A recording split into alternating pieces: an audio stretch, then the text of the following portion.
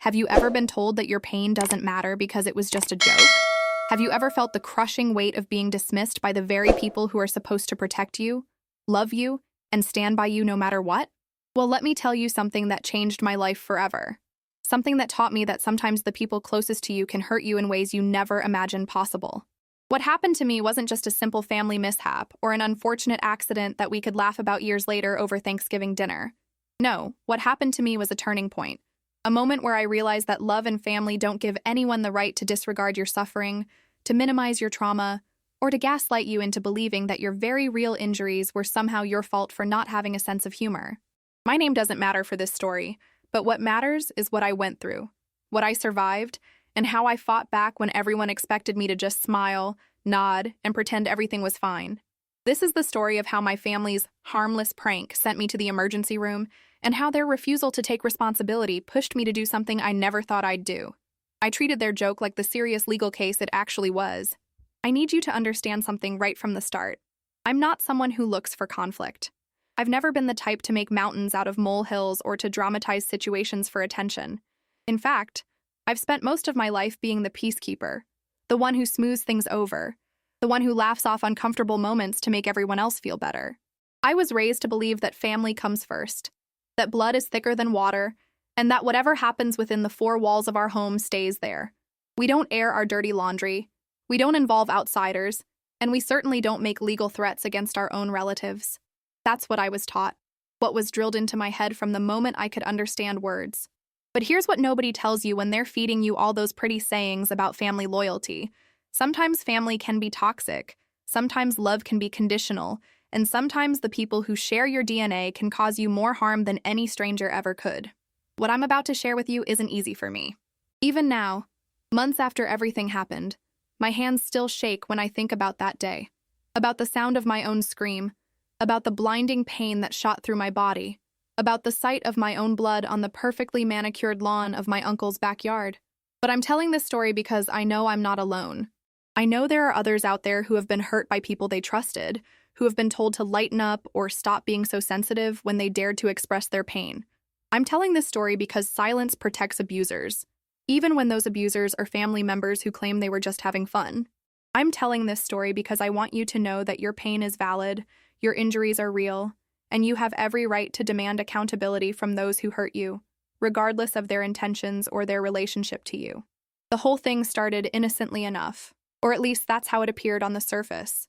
It was a beautiful Saturday afternoon in July, one of those perfect summer days where the sky is impossibly blue and the air smells like freshly cut grass and barbecue smoke.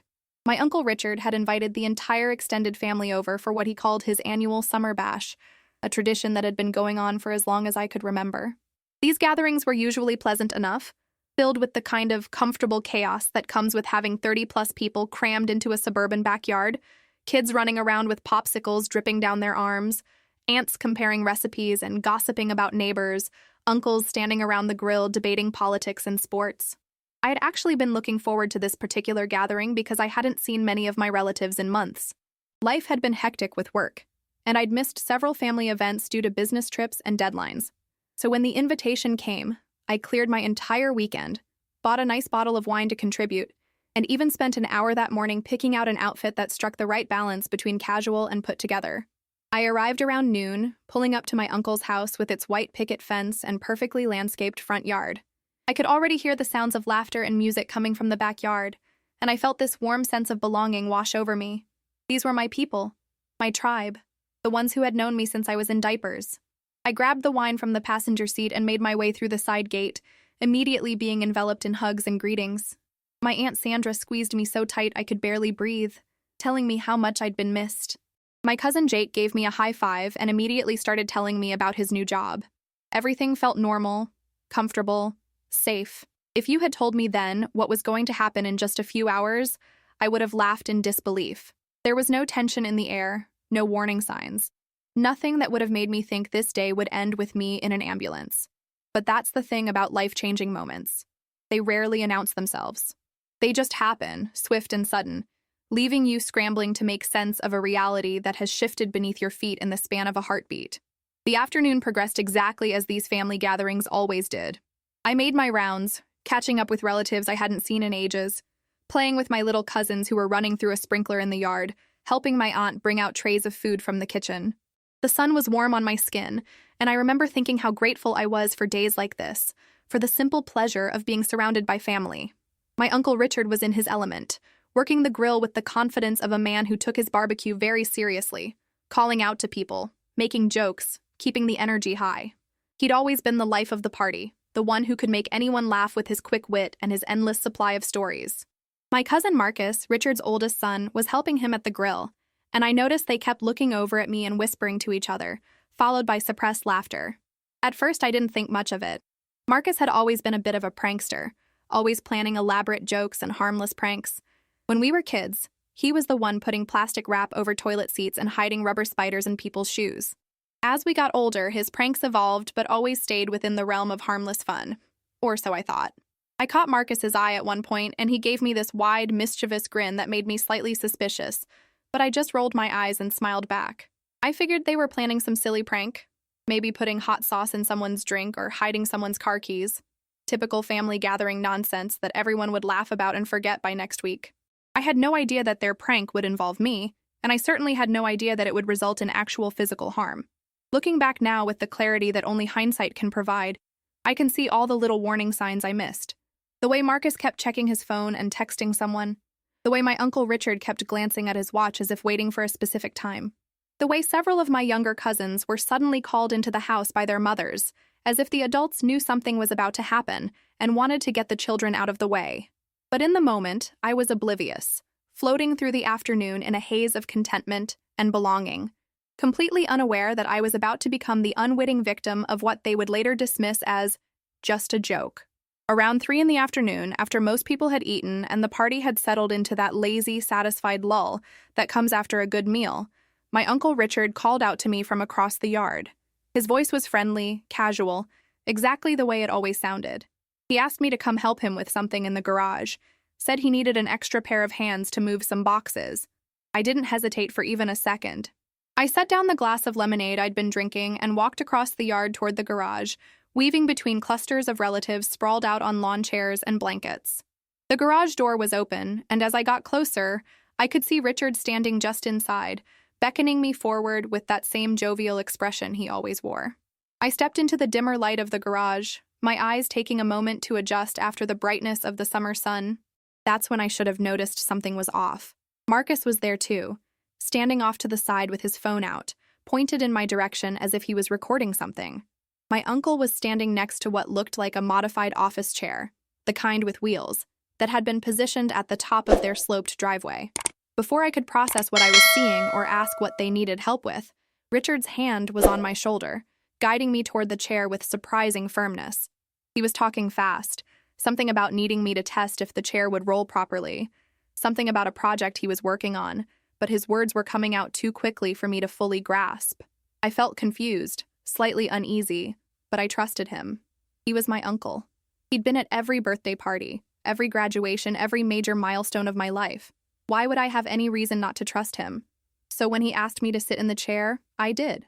The moment my body made contact with the seat, I knew something was very wrong. The chair lurched forward immediately, far too easily, and I realized with horror that they had done something to it, modified it somehow to make it roll faster.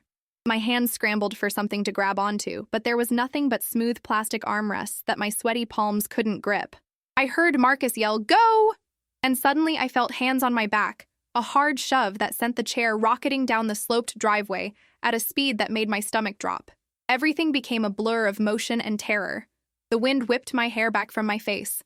The wheels beneath me rattled and vibrated violently against the concrete, and I could hear shouting and laughter from behind me, the sounds mixing together into a nightmarish soundtrack. I tried to use my feet to stop the momentum, dragging my shoes against the ground, but I was moving too fast and the angle was too steep. The chair was heading straight toward the street, and I realized with absolute clarity that I was about to crash.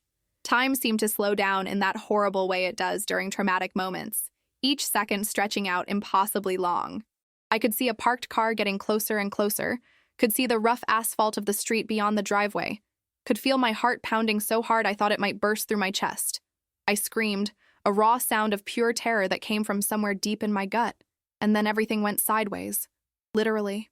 The chair hit a bump or a crack in the concrete, and suddenly I was airborne, flying through the air in a tangle of limbs and plastic and metal.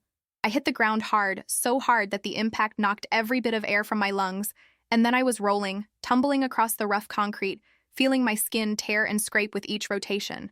When I finally stopped moving, I was lying in the street, sprawled out like a broken doll, unable to breathe, unable to move, unable to do anything but exist in a moment of such complete agony that I couldn't even scream anymore. The pain was unlike anything I had ever experienced in my entire life. It wasn't just physical, though God knows the physical aspect was excruciating enough. It was the shock, the betrayal, the absolute disbelief that this had just happened to me at the hands of people I loved and trusted. I lay there on the hot asphalt, gasping for air like a fish out of water, my lungs refusing to work properly after having all the oxygen knocked out of them. I could taste blood in my mouth, could feel it trickling down my face from somewhere on my head, could see it starting to stain my clothes. My left arm was bent at an angle that didn't look right, sending waves of nausea through me every time I tried to move it. My ribs felt like they were on fire, each attempted breath bringing a sharp, stabbing pain that made me wonder if something was broken inside. Road rash covered my right side from shoulder to hip, the skin torn away in angry patches that burned like I'd been dragged through flames. I could hear people running toward me now, could hear voices shouting, but they sounded distant and muffled, as if I was underwater. My vision was swimming, dark spots dancing at the edges, and I realized I might be going into shock. This wasn't a joke. This wasn't funny.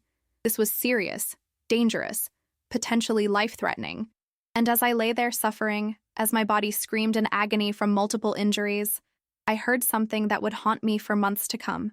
I heard my Uncle Richard's voice, not filled with horror or concern or remorse, but with laughter. He was laughing. And then I heard Marcus join in. And soon there were multiple voices, all laughing. Some nervous and uncertain, but others genuinely amused, as if what they were witnessing was entertainment rather than a medical emergency. Through my pain-blurred vision, I could see Marcus still holding up his phone, still recording, capturing my suffering for posterity. Someone, I think it was my Aunt Sandra, finally had the sense to stop laughing and actually check on me. She knelt down beside me, her face coming into focus above mine, and I saw her expression shift from amusement to concern as she got close enough to see the extent of my injuries. She started asking me questions. Could I hear her? Could I move my fingers? Did I know where I was? But I could barely process her words. All I could think about was the betrayal, the fact that they had done this to me on purpose, that they had planned it, set it up, and executed it without any thought for my safety. This wasn't an accident. This was deliberate.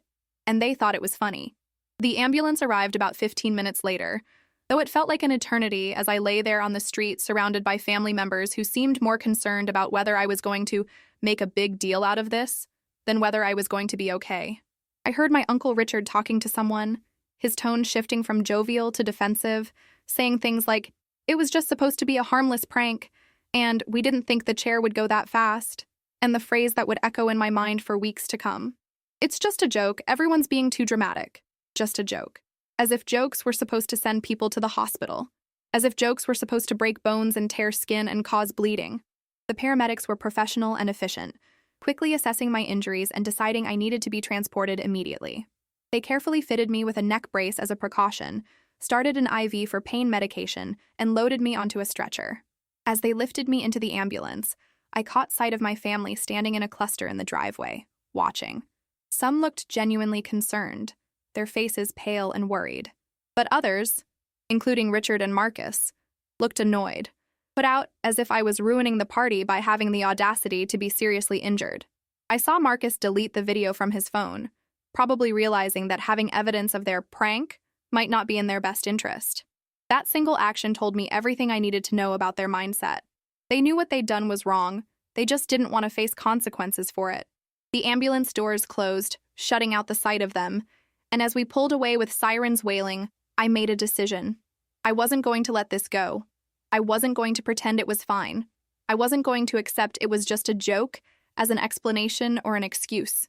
They had hurt me, badly, and they were going to be held accountable. At the hospital, the full extent of my injuries became clear through x-rays and examinations. I had a fractured wrist that would require a cast for 6 weeks, 2 cracked ribs that would take months to fully heal, a mild concussion that came with its own set of concerning symptoms and restrictions. severe road rash covering approximately 15% of my body that would need daily wound care to prevent infection, and extensive bruising that made me look like I'd been in a car accident. The doctor who treated me was gentle but direct. She asked me multiple times how this had happened, her tone suggesting she suspected some kind of domestic violence or abuse. When I explained it was a family prank, I saw her expression harden.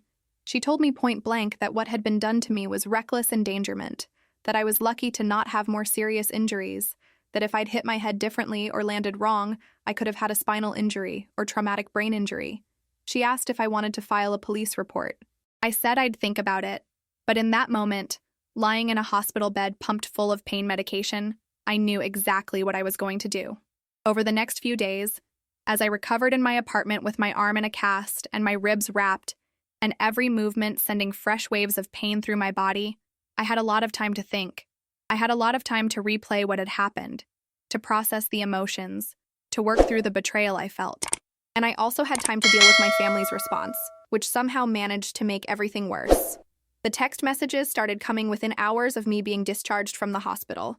My Uncle Richard sent a brief message saying, "Hope you're feeling better. Sorry things got out of hand." That was it.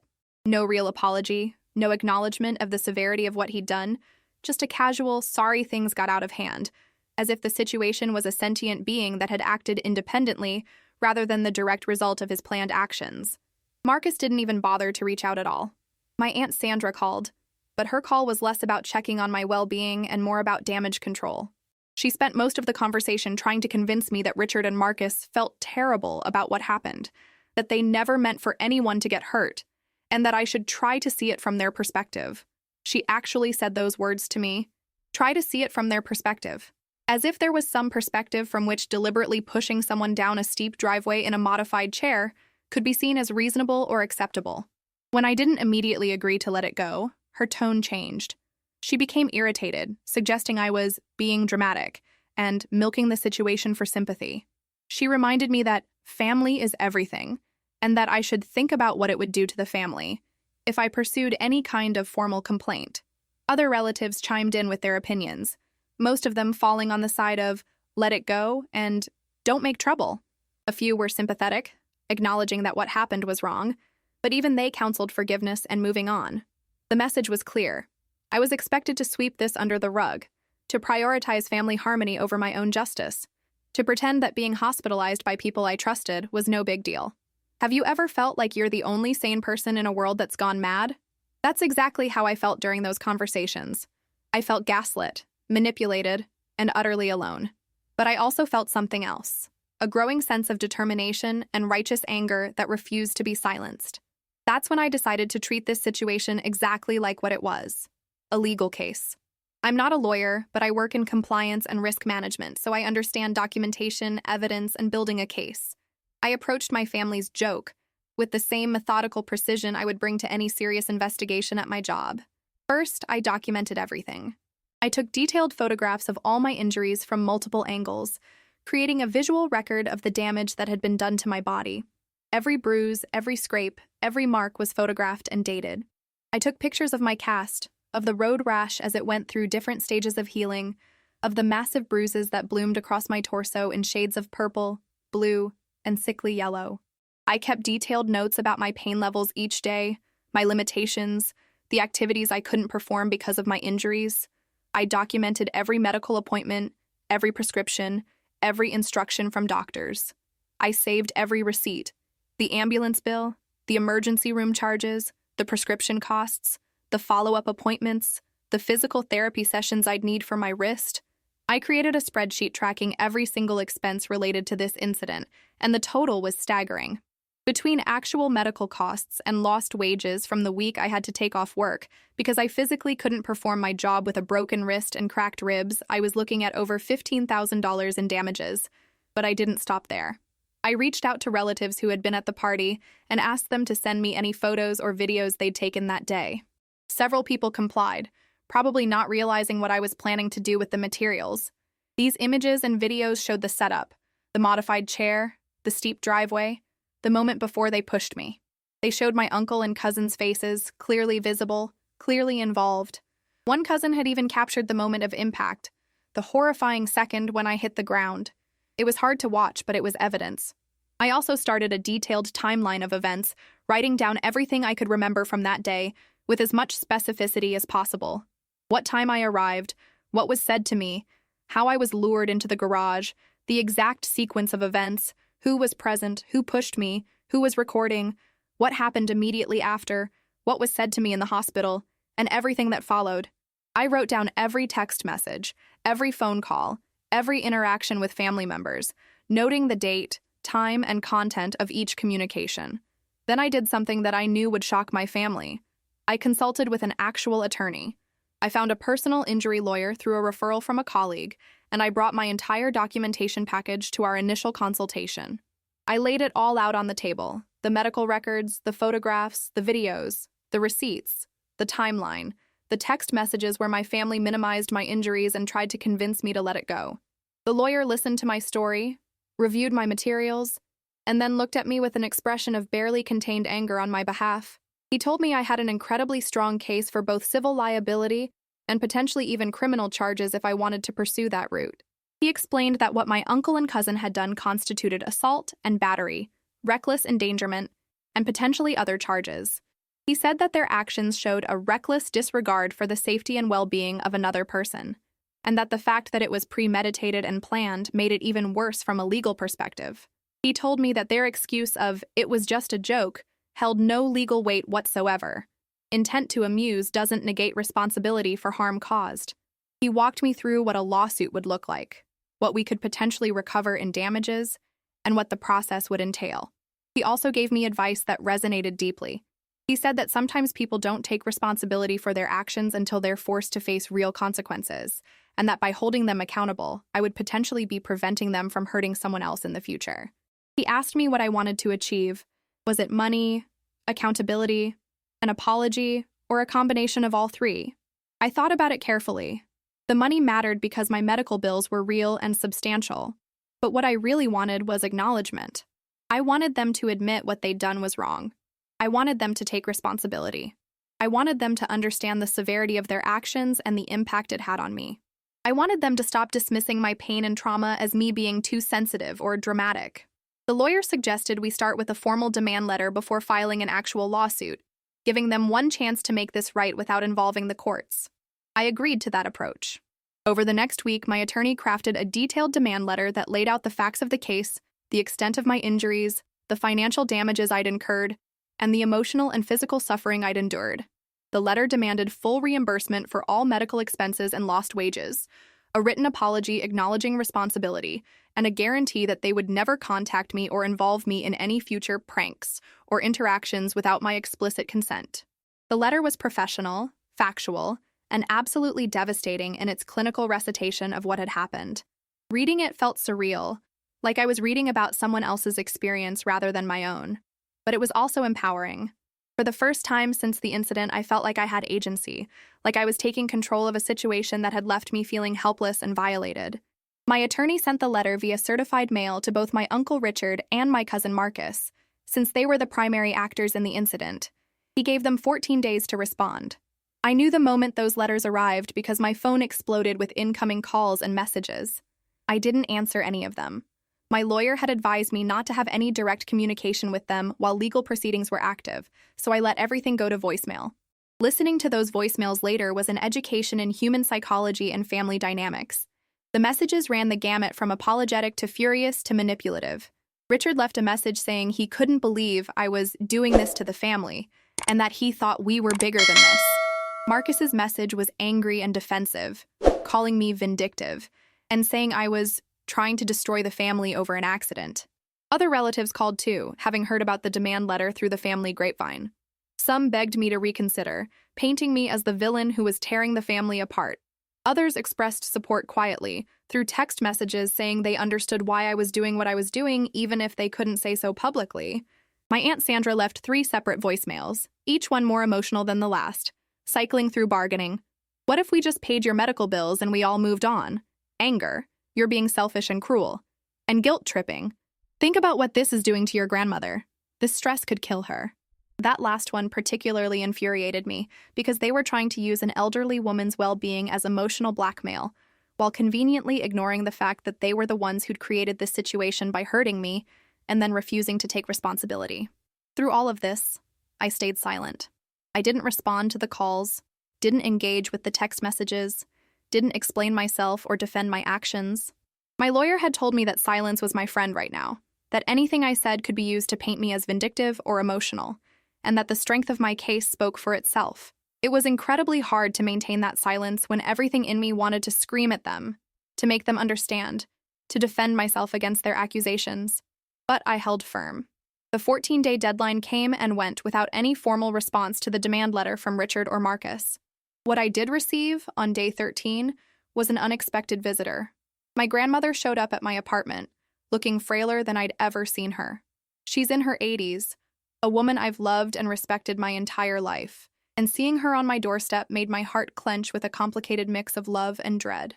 I invited her in, made her tea, and listened as she made her case for why I should drop the legal action. She wasn't cruel about it like some of the others had been. She didn't yell or guilt-trip me overtly. Instead, she appealed to my sense of family loyalty, telling me stories about when Richard was young, about the hardships he'd faced, about how he'd always been a jokester but had a good heart underneath it all. She talked about family unity, about how lawsuits and legal action would create a rift that could never be repaired, about how I would regret this when she was gone, and the family was irreparably divided. She held my hand, the one that wasn't in a cast, and looked into my eyes with such love and such sadness that I almost broke. Almost. But then I asked her a question that I think surprised both of us. Grandma, if someone hurt you this badly, sent you to the hospital, broke your bones, and then laughed about it and refused to apologize or take any responsibility, would you want me to just forgive them and pretend it never happened? She was quiet for a long moment, and I could see the conflict in her eyes. Finally, she admitted, "No, probably not. But I also wouldn't want you to lose your family over this."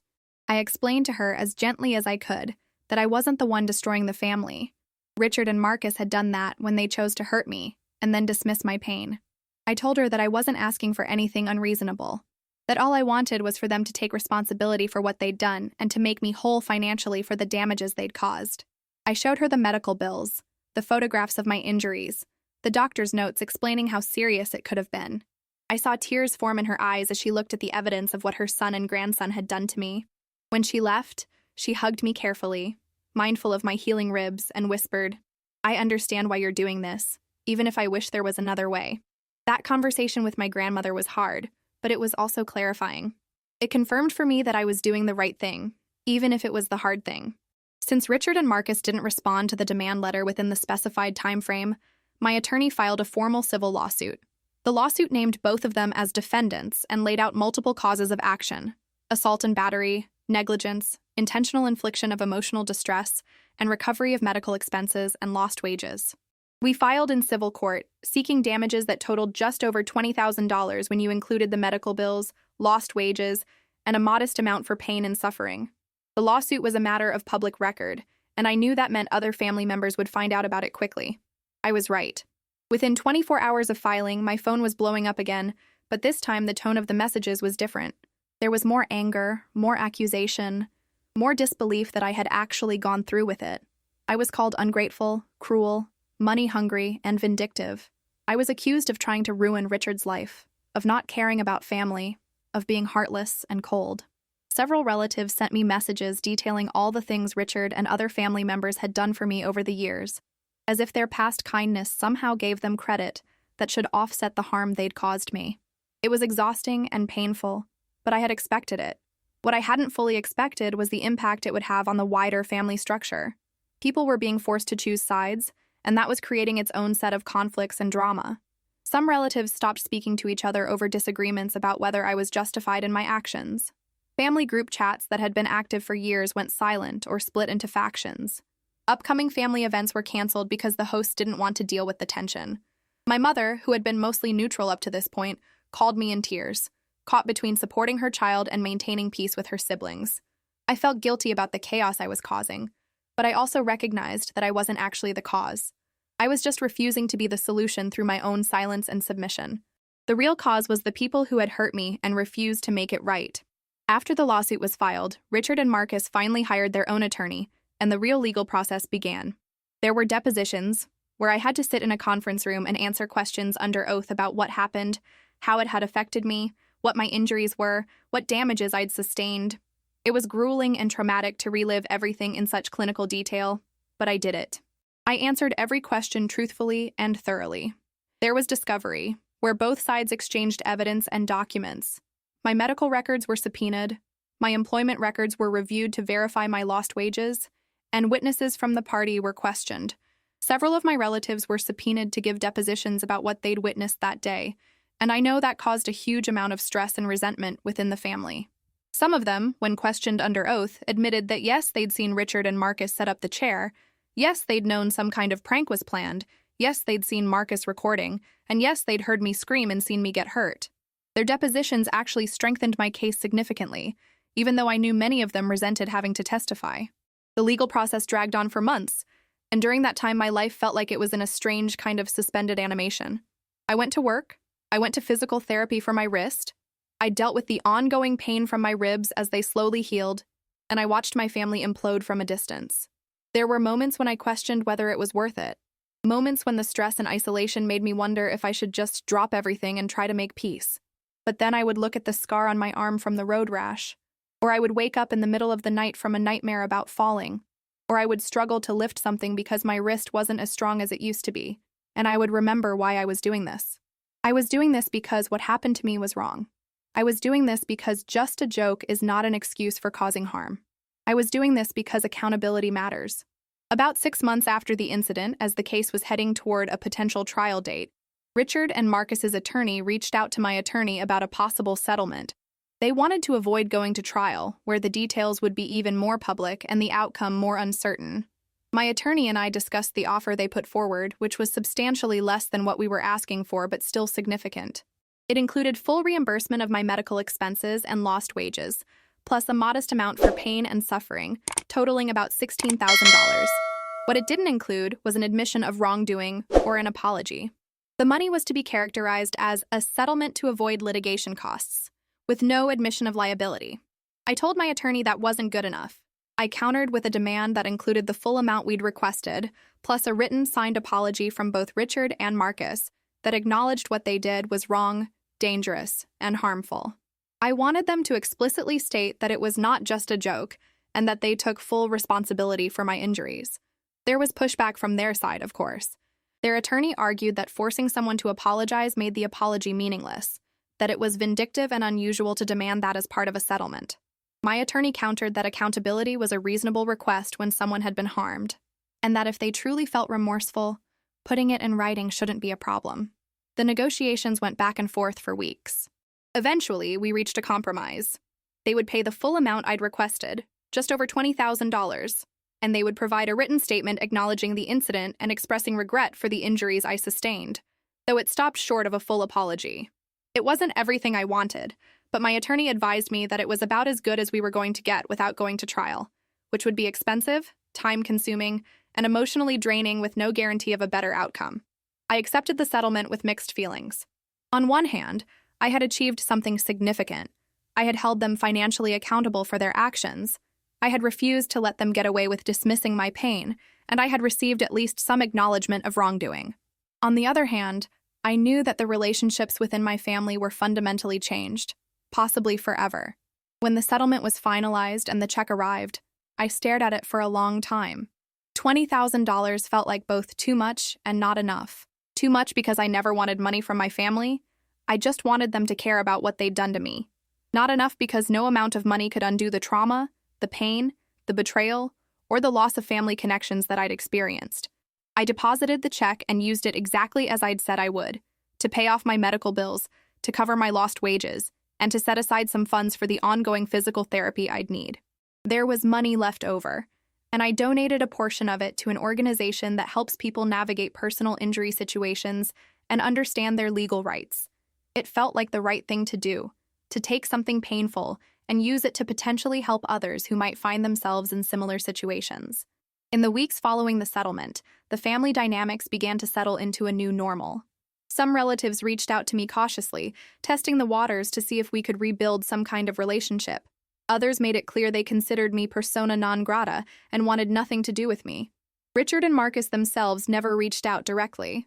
The written statement they'd provided as part of the settlement was brief and legalistic, clearly crafted by their attorney to say as little as possible while technically meeting the terms of our agreement.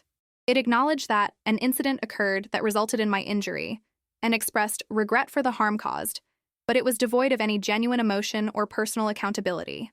Reading it, I felt a deep sense of sadness.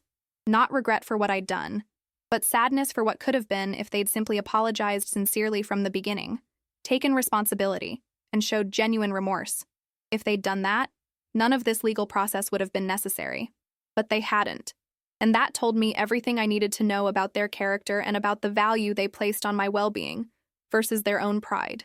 Now, as I look back on everything that happened, I can honestly say I don't regret the choice I made to pursue legal action. Was it hard? Absolutely. Did it cost me relationships? Yes. Though I've come to believe that relationships that require me to accept being harmed without protest aren't relationships worth having. Did it change my family forever? Without a doubt.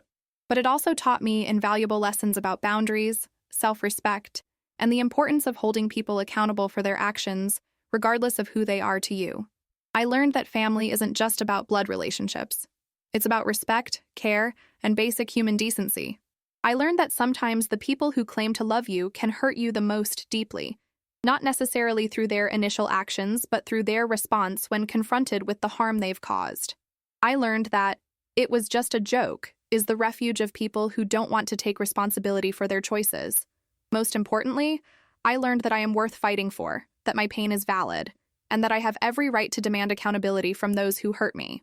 My physical injuries have healed mostly. I still have scars from the road rash, visible reminders of that day that I'll carry for the rest of my life. My wrist has some lingering weakness that my physical therapist says may never fully resolve. Sometimes when it rains, my ribs ache where they cracked. But I've healed in other ways too. I've built new friendships with people who respect my boundaries and treat me with the dignity I deserve. I've reconnected with the family members who supported me through this, and those relationships are stronger now because they were tested and proved genuine. I've learned to trust my instincts and to value my own well-being over the comfort of people who don't have my best interests at heart. I've also become an advocate for others who find themselves in similar situations. I share my story when it seems helpful, and I encourage people who have been hurt by family members or friends not to minimize their pain or accept dismissive responses. I remind them that they deserve apologies, accountability, and respect, and that sometimes the most loving thing you can do for yourself is to establish firm boundaries with people who have shown they can't be trusted with your well-being. If you've made it this far in my story, thank you for listening. Thank you for witnessing my experience and for taking the time to understand why I made the choices I made. I know this story is long, detailed, and at times uncomfortable, but that's because the experience itself was all of those things. I wanted you to understand the full context, the full emotional journey, the complexity of choosing to stand up for yourself when doing so costs you dearly in other ways. So here's what I want you to take away from my story, and here's where I need you to engage with what I've shared. First, I want to know, have you ever been in a situation where someone hurt you and then minimized your pain by calling it a joke or telling you to lighten up? Have you ever felt that crushing weight of being dismissed by people who were supposed to care about you? If so, please share your experience in the comments below. Your story matters. Your pain is valid. And seeing others share their experiences can be incredibly healing for everyone who reads them, because it reminds us that we're not alone in dealing with difficult family dynamics or toxic relationships. Second, I want you to really understand something crucial. Holding people accountable for hurting you is not about being vindictive, petty, or cruel. It's about establishing that you matter, that your well-being matters, and that actions have consequences.